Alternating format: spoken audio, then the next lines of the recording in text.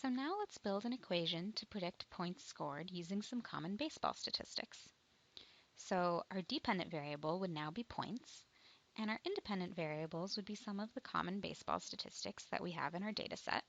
So for example, the number of 2-point field goal attempts, the number of 3-point field goal attempts, offensive rebounds, defensive rebounds, assists, steals, blocks, turnovers, free throw attempts. We can use all of these.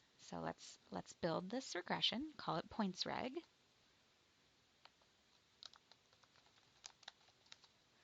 And that'll be equal to lm of points, regressing on all of those variables we just talked about. So x2pa, that's for 2-point attempts, plus x3pa, 3-point attempts, plus FTA, free throw attempts, AST for assists, ORB for offensive rebounds, DRB for defensive rebounds, TOV for turnovers, and STL for steals. And let's also throw in blocks, BLK. Okay, and as always, the data is from the NBA dataset. All right, so we've created our points regression model. Let's take a look at the summary. Always the first thing you should do. Okay, so taking a look at this, we can see that some of our variables are indeed very, very significant. Others are less significant. For example, steal only has one significant star. And some don't seem to be significant at all. For example, defensive rebounds, turnovers, and blocks. We do have a pretty good R-squared value, 0.8992, so it shows that there really is a linear relationship between points and all of these baseball statistics. Let's compute the residuals here. We can just do that by directly calling them points reg residuals. So there's the list of them. We'll use this to compute the sum of squared errors. So SSE is equal to sum of points reg $ residuals squared. All right, so what is the sum of squared errors here? It's quite a lot, 28,394,314. So the sum of squared errors number is not really a very interpretable quantity. But remember, we can also calculate the root mean squared error, which is much more interpretable. It's more like the average error we make in our predictions. So the root mean squared error, RMSE, let's calculate it here. It's just the square root of the sum of squared errors divided by n, where n here is the number of rows in the data set. All right, so we've calculated it, and it is 184.4. So on average, we make an error of about 184.4 points.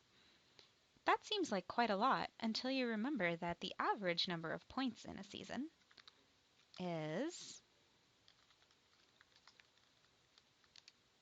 8,370.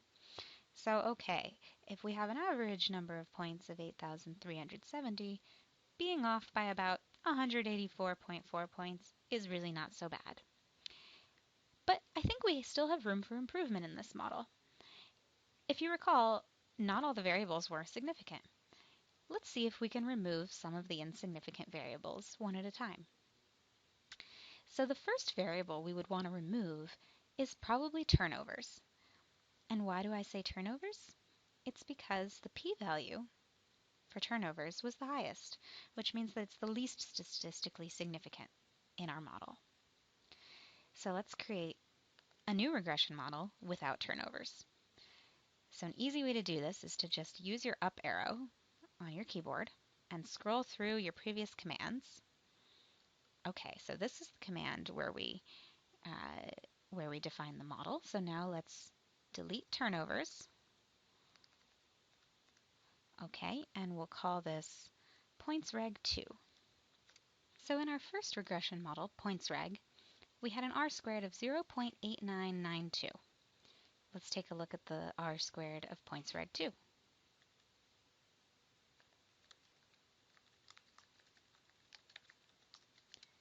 And we see that it's 0.8991. So almost exactly identical. It does go down, as we would expect, but very, very slightly. So it seems that we're justified in removing turnovers. Let's see if we can remove another one of the insignificant variables. And the next one we'd want to remove would be defensive rebounds. So again, let's create our model, taking out defensive rebounds, and calling this points-reg 3.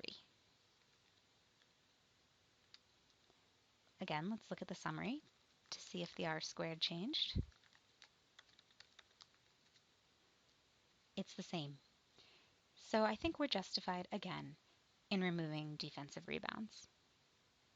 Let's try this one more time and see if we can remove blocks.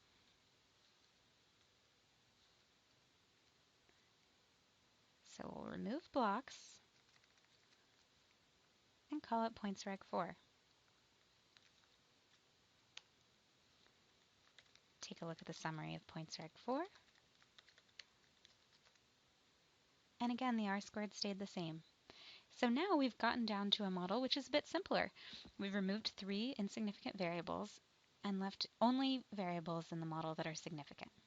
We've still got an r-squared of 0.899. Let's take a look at the sum of squared errors and the root mean squared error again, just to make sure we didn't inflate those too much by removing those variables. So remember that the sum of squared errors that we had in the original model was this giant number, 28,394,314, and the root mean squared error, the much more interpretable number, was 184.4. So let's calculate the sum of squared errors of this new model, points-reg 4. And let's call this sum of squared errors 4. So that will be the sum of points-reg 4, points-reg 4, $ residuals squared, and the root mean squared error 4 will be the square root of sum of squared error 4 divided by, again, the number of rows in the data set. All right, so let's take a look at these. The sum of squared errors here is now 28,421,465. Again, I find this very difficult to interpret. I like to look at the root mean squared error. So root mean squared error here is 184.5. So although we have increased the root mean squared error a little bit by removing those variables, it's really a very, very small amount. Essentially, we've kept the root mean squared error the same. So it seems like we've narrowed down on a much better model because it's simpler, it's more interpretable, and it's got just about the same amount of error. So now let's see if we can interpret the coefficients of our model. Let's look at the summary again. Okay, so let's try to interpret these coefficients a little bit. So for example, the coefficient of x2pa. x2pa is the number of two-point shot attempts. So for every two-pointer attempted, we gain about 1.05 points. That seems reasonable if we make a little more than half of our two-point attempts. What about three-point attempts? For every three-point attempted shot, we gain about 1.27 points. Again, this seems reasonable. The next one is FTA, free throw attempts. So for every free throw attempted, we gain about 1.127 points. Hold on a second.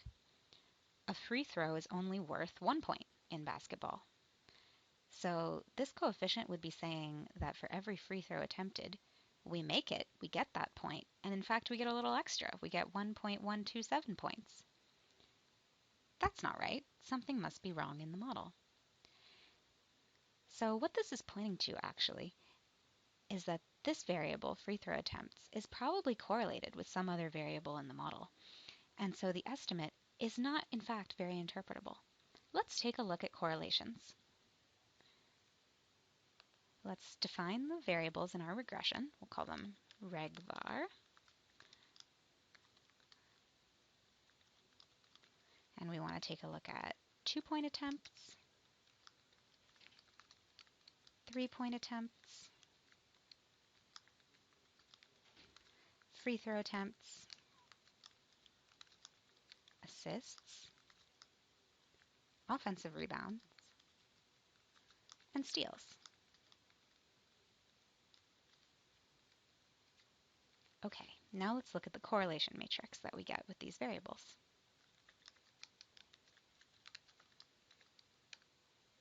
So when we look at this correlation matrix, we actually see quite a bit of correlation going on between the variables in our model.